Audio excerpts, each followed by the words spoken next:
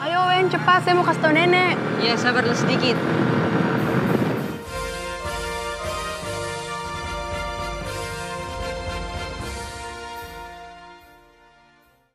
Endege di pobarana kalando mak dikan nate tondo ke bulan tasakan nate malibu ditarik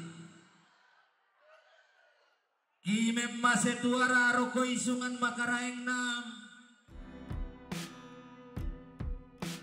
Stevia Azalia Saranga, seorang gadis desa asal Toraja, usia 15 tahun, yang kebetulan memang sudah mempunyai cita-cita sejak SMP itu sebagai seorang paskibraka.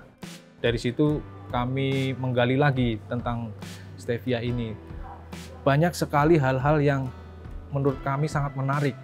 Ternyata salah satunya memang mendiang ibunya dulunya juga seorang paskibraka di tingkat kabupaten. Dari situ saja kami sudah sangat melihat itu sebuah story yang sangat inspiratif, yang penonton pasti akan memetik hikmah dari cerita itu. Jadi Stevi lahir tanggal 9 September 2007. Lahirnya itu di Tanah Toraja, tepatnya di Makale. Kemudian Stevi umur 2 tahun sudah ditinggalkan mama ke Papua. Di situ kan mama sempat sekolah keperawatan. Selesai wisuda, mama mau tes jadi tenaga kerja di tenaga kesehatan di Papua, tepatnya di Yahukimo. Kemudian di sana mama kena penyakit malaria, meninggal, terus dibawa ke Toraja dan dimakamkan di Toraja. Sebelumnya kami di Surabaya, di Jawa Timur, TVRI Jawa Timur sudah terbiasa dengan produksi dokumenter ya. Khususnya memang terakhir 2 tahun terakhir ini kami sering memproduksi sebuah dokudrama. Nah dari situ kemudian saya melihat dokudrama yang tantangan yang diberikan oleh Pak Direktur Utama, Pak Iman Boroseno. Ini sebuah tantangan yang menurut saya sangat menarik karena dokudrama yang biasa kami buat di Surabaya kan tema sejarah. Nah ini beda, bukan sejarah, tapi sebuah dokumenter drama yang tentang seorang gadis desa yang merupakan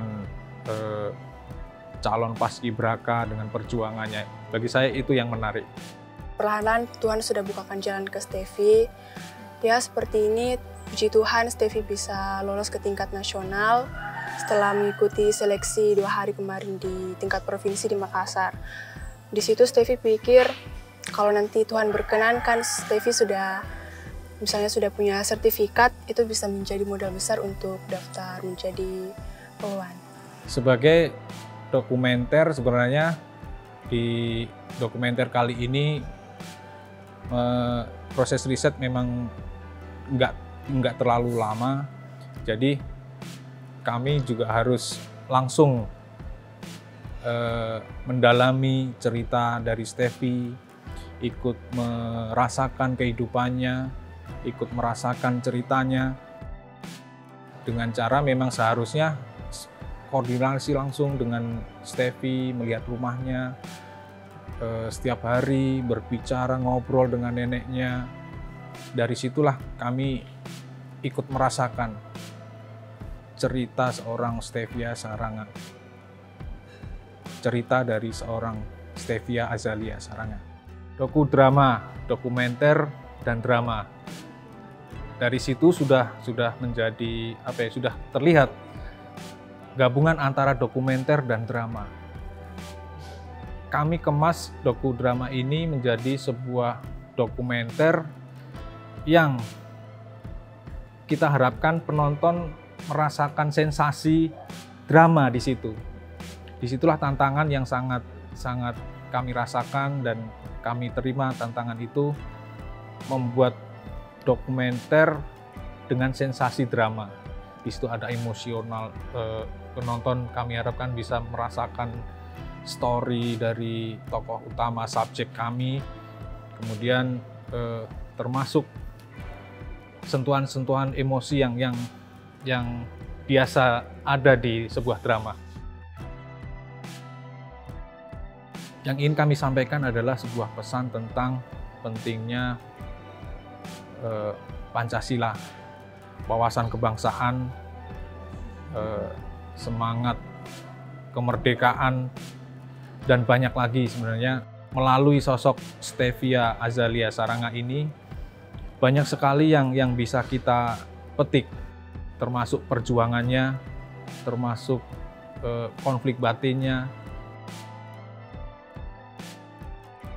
DOP ini menerjemahkan dari bahasa skrip ke bikin visualnya. DOP selalu kerjasama selalu diskusi sama director. Setiap scene punya mood yang berbeda-beda.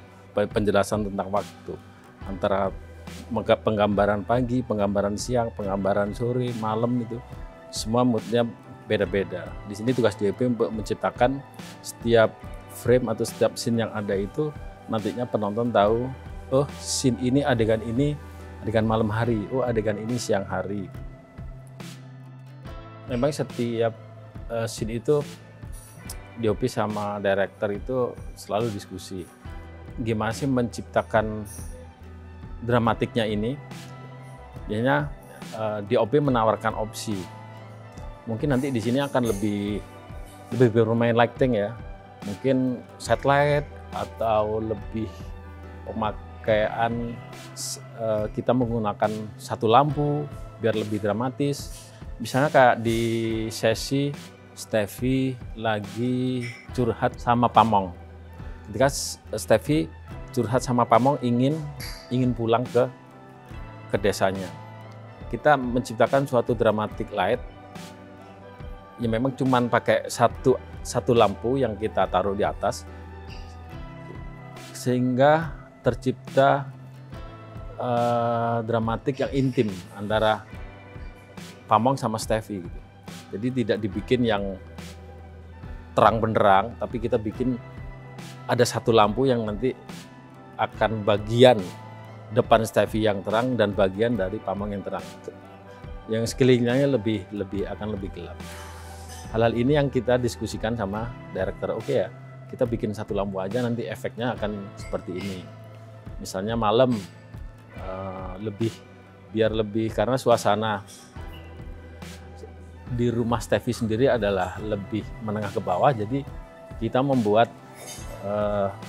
tata cahaya yang tidak terang benderang, tidak rata semua. Kita bikin misalnya satellite atau cuman backlight aja atau apa sesuai dari kebutuhan scene itu. Kendala yang utama itu kalau produksi itu pasti cuaca. Satu cuaca, kedua lingkungan. Di Toraja itu setiap rumah rata-rata memelihara ayam dan memelihara anjing. Ini yang sangat mengganggu ketika waktu produksi kita, misalnya ada dialog, ada interview kita mencari tempat tersendiri yang agak jauh dari rumah Stevie karena memang mencari yang agak jauh dari jalan, karena di sana rata-rata pemotor itu knalpotnya agak ngebrong.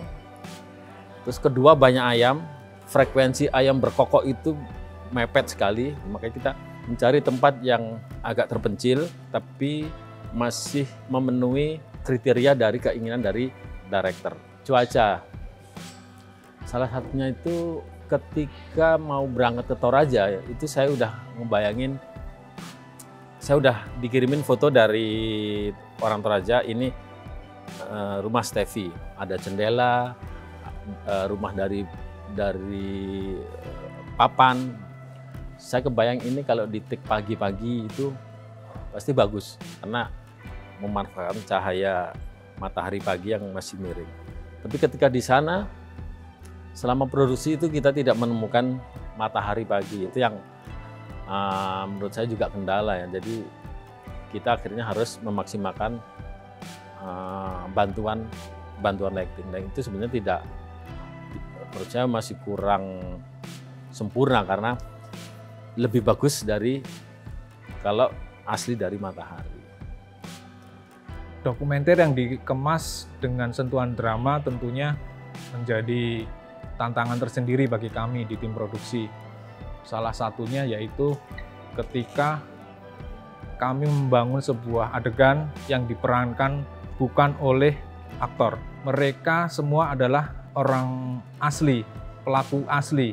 Mereka semua bukan aktor, melainkan pelaku asli yang merasakan ceritanya, mereka yang mengalami sendiri ceritanya. Tantangannya yaitu di acting, tentunya karena memang mereka bukan aktor, tentunya ada sentuhan kita harus tricky untuk mengatasinya, menyiasatinya. Tapi di sisi lain sebenarnya itu juga sebuah kelebihan, manfaat buat kami karena memang mereka itu pelaku story sendiri.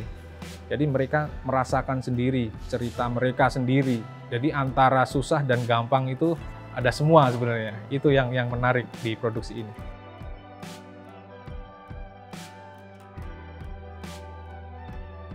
Memang dalam dokudrama Sang Pengibar ini ada dua kondisi. Satu mengikuti jadwal yang sudah ditentukan dari BPIP, yang itu kita tidak bisa intervensi, kita tidak bisa mengatur para peserta dari Paskibraka ini, kita mengatur semau kita, nggak bisa.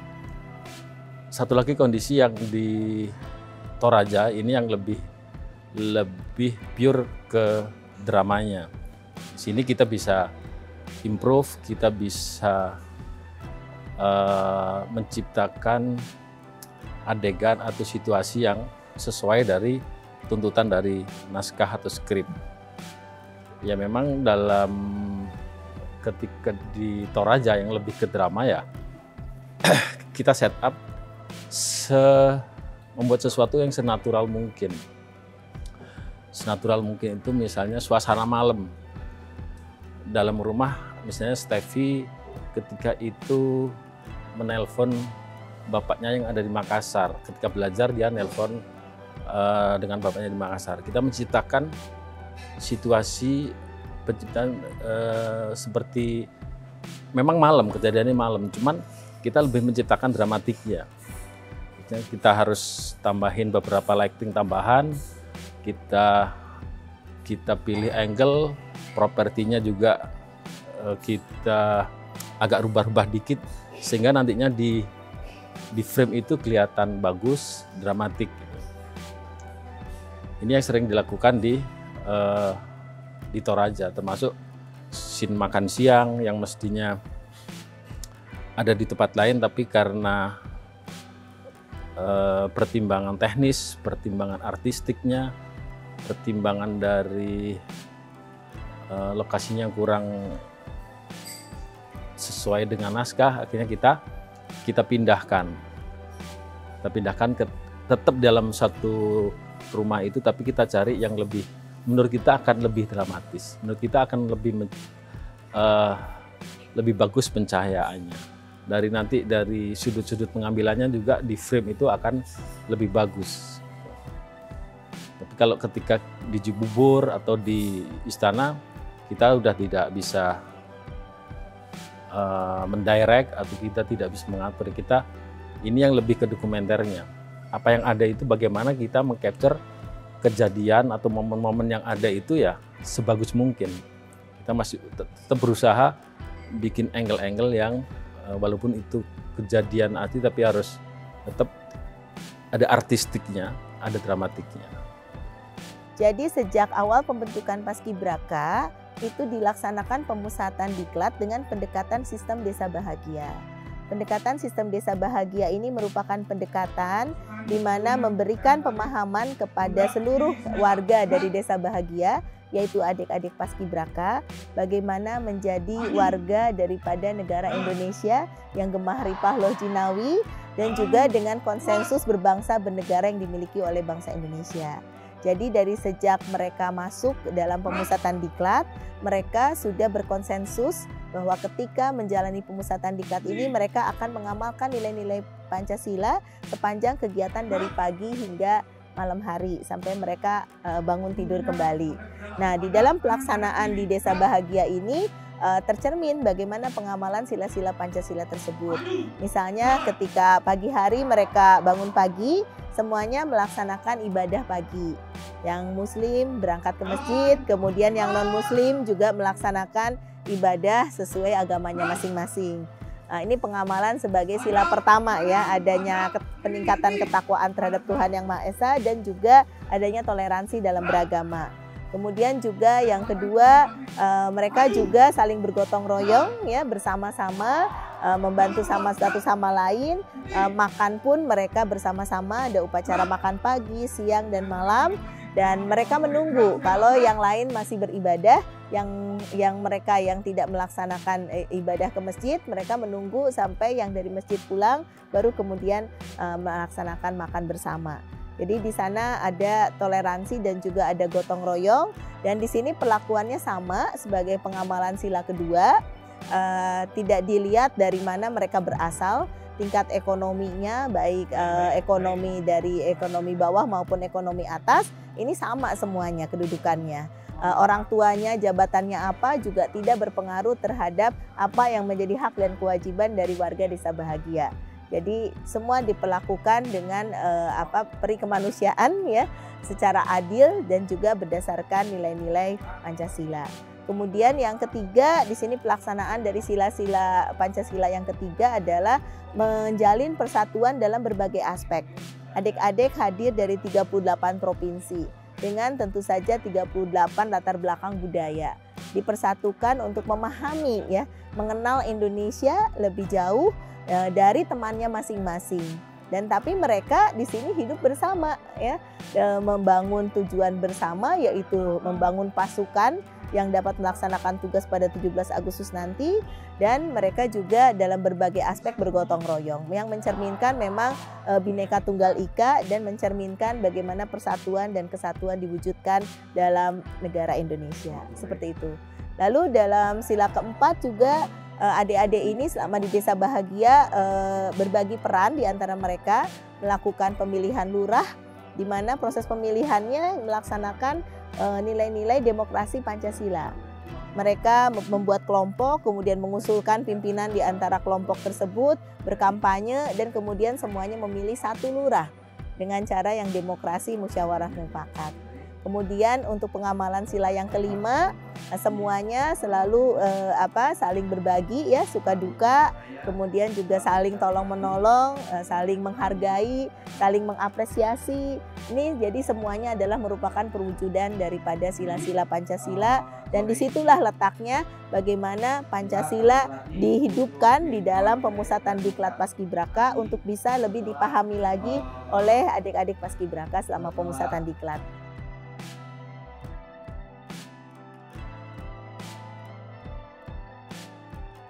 Ya, jadi setelah melaksanakan tugas baik pada tanggal 17 Agustus, kemudian mereka Paskibraka melaksanakan tugas pada tanggal 1 Juni tahun depan untuk angkatan tahun 2023, mereka baru memiliki status sebagai Purna Paskibraka. Nah, setelah itu mereka yang memenuhi syarat dapat diangkat sebagai Purna Paskibraka Duta Pancasila. Syaratnya apa sih? Syaratnya mengikuti pembekalan pada saat Paskibraka, selesai melaksanakan tugas pada tanggal 17 Agustus hingga pelaksanaan tugas yang kedua pada tanggal 1 Juni. Seperti itu. Nah, syarat-syarat inilah yang harus ditempuh untuk menjadi Purna Paskibraka Duta Pancasila. Jadi tidak semua Purna Paskibraka ini otomatis menjadi Duta Pancasila. Ya, jadi seperti namanya Duta-Duta Pancasila, mereka akan mempromosikan bagaimana mengaktualisasikan nilai-nilai Pancasila ke dalam kehidupan sehari-hari. Nah, pelaksanaannya sederhana, yaitu pada lingkungan sekolah ataupun pada lingkungan masyarakat sekitar. Ya, sebagai contoh, mereka bisa mempromosikan agar tidak ada lagi stunting di daerahnya. Mereka juga bisa mempromosikan makanan tradisional. Mereka bisa mempromosikan permainan tradisional. Mereka bisa mengajarkan baris berbaris. Mereka juga bisa mengajarkan bagaimana untuk bijak bermedsos. Jadi ini sebetulnya aktualisasi Pancasila yang bisa dilakukan oleh para Purna Paskibraka Duta Pancasila setelah mereka selesai menunaikan tugas dan diangkat sebagai Duta Pancasila. Seperti itu. Kami Instan TVRI juga sebenarnya cukup bangga dengan TVRI. Kita tahu sendiri hanya TVRI yang memproduksi dan menayangkan 2 dokumenter setiap harinya. 2 dokumenter yang diproduksi dan ditayangkan di TVRI.